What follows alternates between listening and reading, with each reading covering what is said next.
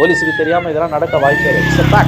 ஸ்டாலின் அரசாங்கத்திற்கு மிகப்பெரிய சவாலாக இந்த போதைப் பொருள் விவகாரம் உருவெடுத்துக் கொண்டிருக்கிறது. நீங்க ஒரு ஜாஃபர் சாதிக்க வச்சலாம், நான் இதை பேசல, அதன் மூலமா திமுக நான் சத்தியமா முத்திர குத்த விரும்பல. திராவிட முன்னேற்ற கழகம் என்ற கட்சிக்கும் போதைப் பொருள் கடத்தலுக்கும் சம்பந்தம் இல்லைன்னு நான் உறுதியா நம்புறேன். ஏன்னா எந்த கட்சியும் போதைப் பொருள் கடத்தல் ஈடுபடாது. அது எந்த கட்சியா இருந்தாலும் பிஜேபியோ காங்கிரஸோ திமுக, அந்த கட்சியில இருக்க சில நபர்கள் தனி மனிதர்கள் செய்வாங்க, அவங்க ப்ராம்ப்ட்ல அதை நீக்கிட்டாங்க. அது இந்த மாதிரியான சிண்டிகேட்ஸ் எவ்வளவு பவர்ஃபுல்னு உங்களுக்கு தெரியும். அரசாங்கத்தையே மாற்றக்கூடிய அந்த விக்ரம் படத்துல நம்ம பார்த்தோம்ல, விக்ரம் 2 படத்துல பார்த்தோம்ல, அரசாங்கங்களே மாற்றக்கூடிய அளவுக்கு அவர்கள் செல்வாக்கு மிக்கவர்கள்.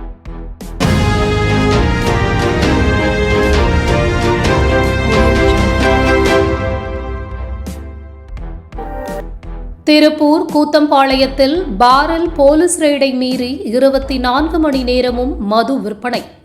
அசராதவன், அடங்காதவன், அடாவடியானவன், சமூக விரோதிகளின் கெத்து. திருப்பூர் பெருமாநல்லூர் ரோட்டில் கூத்தம்பாளையத்தில் உள்ள அரசு மதுபான கடை நகரின் மையப்பகுதியில் செயல்படுகிறது.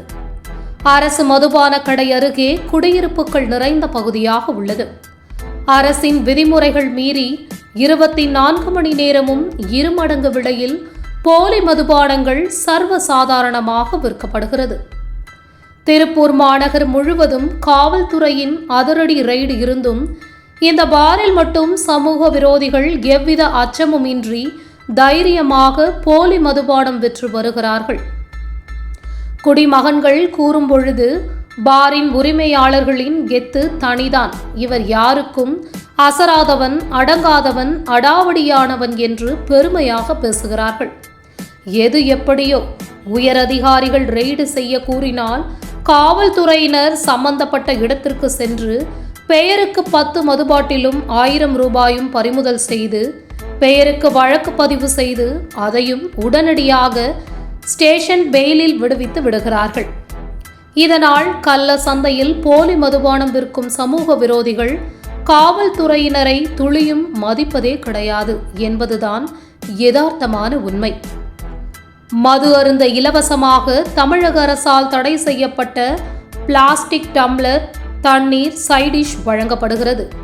சொந்த காசில் சூனியம் வைப்பது போல் திருட்டுத்தனமாக விற்கப்படும் மதுபானம் தரம் குறித்து அறியாமல் அதிக பணம் கொடுத்து மதுபானங்கள் வாங்கி அளவுக்கு அதிகமாக குடித்து மான மரியாதையும் உடல் நலத்தையும் கெடுத்து வரும் மது பிரியர்கள் ஒருபுறம் இருக்க, மது போதைக்கு அடிமையாகி எவ்வித வேலைக்கும் செல்லாமல் வீட்டிலுள்ள பணத்தையும் அழித்துவிட்டு கடன் வாங்கி மது அருந்தி கடைசியில் நடுத்தெருவில் இருக்கும் மது பிரியர்களின் குடும்பத்தினர் நிலைதான் மிகவும் பரிதாபம்.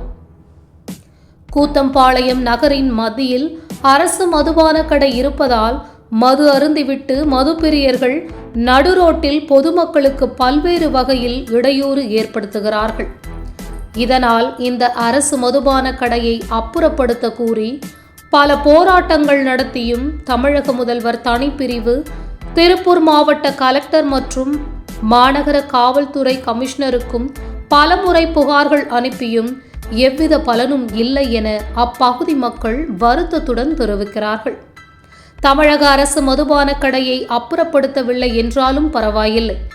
அரசு நிர்ணயம் செய்த மதியம் 12 மணி முதல் இரவு 10 மணி வரை மட்டுமே மதுபானங்கள் விற்றால் ஓரளவு இப்பகுதியில் நிம்மதியாக வாழ முடியும். இல்லை என்றால் கோவையில் நடைபெற்ற கூட்டு பாலியல் பலாத்காரம் போல் தொழிலாளர்கள் குடியிருப்பு நிறைந்த கூத்தம்பாளையம் சுற்றுப்பகுதியிலும் நடக்கலாம் என அச்சத்துடன் சொல்கிறார்கள். கடந்த சில ஆண்டுகளாக திருப்பூர் மாவட்டம் முழுவதும் ரசாயனம் கலந்த போலி குவார்ட்டர் பாட்டில்கள் அதிகரித்துள்ளதாக கூறப்படுகிறது. குறிப்பாக அரசு மதுபான கடைகளில் சட்டவிரோதமாக பார்களில் விற்கப்படும் நேரங்களிலும் மணமகள் மன்றம் என்ற பெயரில் அனுமதி வாங்கிக் கொண்டு வணிக நோக்கில் செயல்படும் FL2 பார்களில் கட்டிங்காக விற்கப்படுவதாக கூறப்படுகிறது. விரைவில் வர இருக்கும் சட்டமன்ற தேர்தல் நேரத்தில் ஏதேனும் அசம்பாவிதம் ஏற்பட்டால் ஆளும் கட்சிக்கு பெரும் சோதனையாக அமையும் என உடன்பிறப்புகள் வேதனையுடன் தெரிவிக்கிறார்கள்.